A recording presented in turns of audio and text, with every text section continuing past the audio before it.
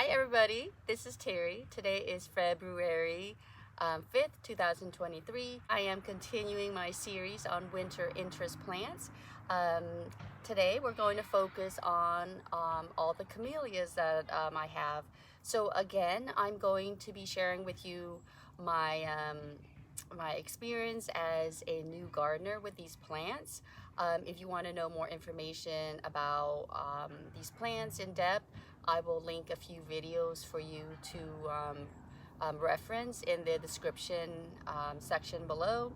So I fell in love with camellias back in college when I saw like rows and rows of them along the college buildings, and I was like, what are these flowers? I gotta have them in when I have my own house. So anyway, so they were on my mind since then to one day have them for my own. So in 2020, when I saw them for sale at my local nursery, I went and bought several of them. I bought a few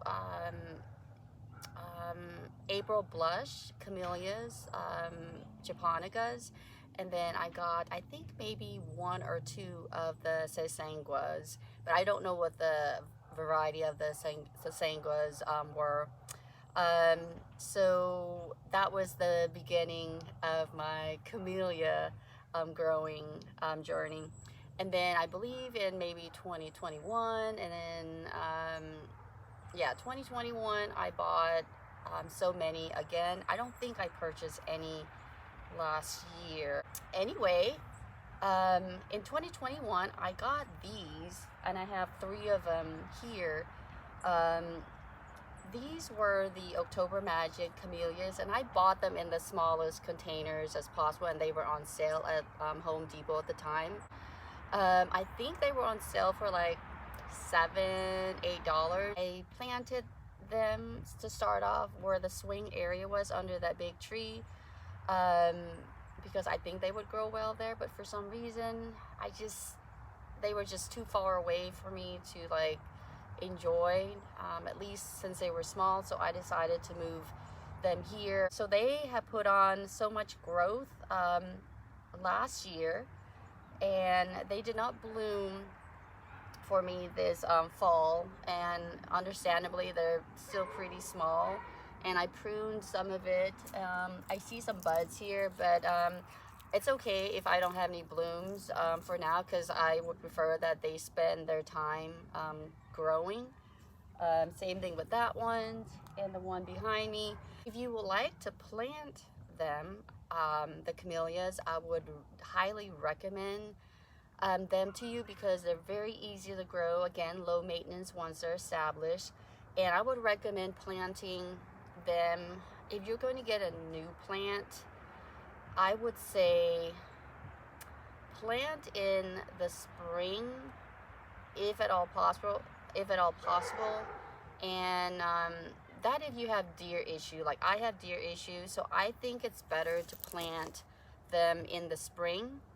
The reason is because deer will have a lot more to eat. They might not bother the plants as much, especially your new growth, because deer love eating like the new leaves.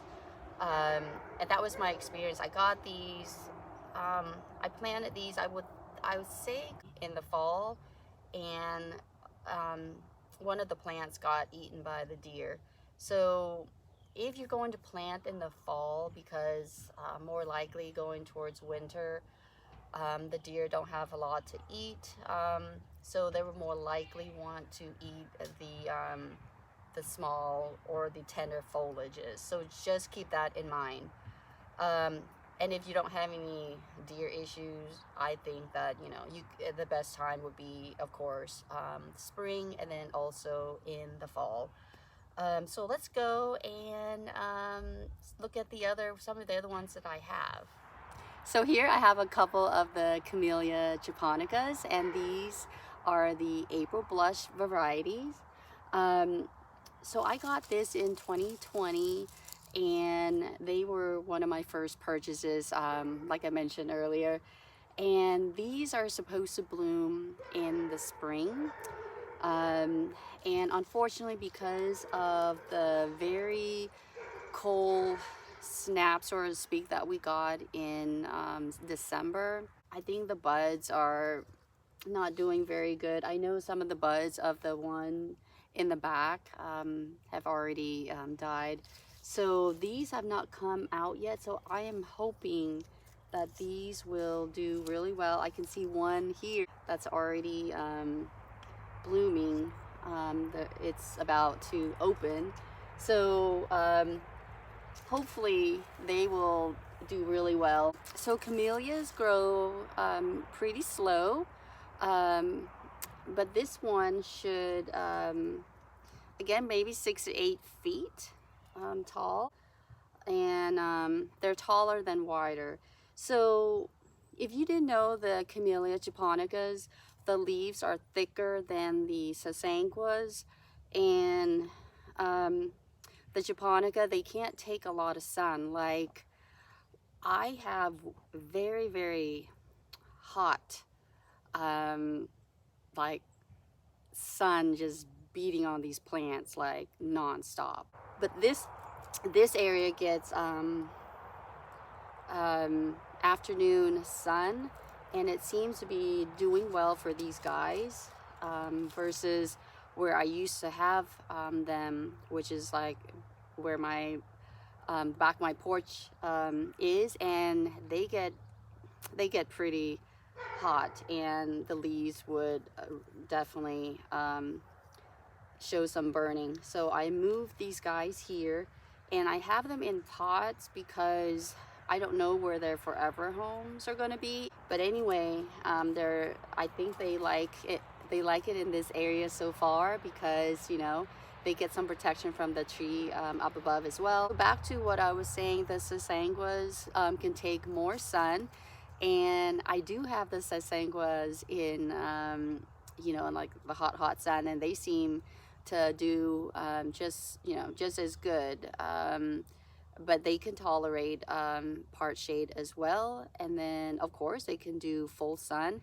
And when I say full sun here in my zone 77B, in my space here, I mean they get pretty much, I would say, more than 8 hours of direct sunlight every day, and they still seem to be doing great. The only thing that I would say is a couple of my sasanguas didn't do so well this winter, and they got hit pretty good with the several days of very cold temperatures. So right now all the leaves have dropped, but I don't think that they're dead yet. They're still, I think they're still alive. So we will see for sure during the spring. But I'm really hoping that I'm going to see some leaves popping out in the spring sometime. So, and they are my bigger sasanguas too. They're my two biggest ones. So I'm crossing my fingers that they didn't die. So anyway, the other ones that I do have is, one of them is called Early Wander Camellia japonica, and the blooms are so pretty, and they bloom in the fall. And then I have I think that's it. So they're pretty much scattered all around my space here. So if you're a new gardener and you would like to grow camellias, and you're in zone 7 to 9 or even 10, you can grow these camellias. If your space doesn't get very, very hot sun, you can grow, I think you can probably grow the japonicas in your area as well in the sun. But to keep it safe, I would recommend growing the japonicas, or even the sasanguas in part shade as well. But just know that the sasanguas can take sunnier spots, can take full sun, and they should still do well. Anyway, I think that's it. I hope you found this video helpful. If you have any questions or comments, you can write in the comment section down below. And until next time, thank you so much for watching. Bye for now.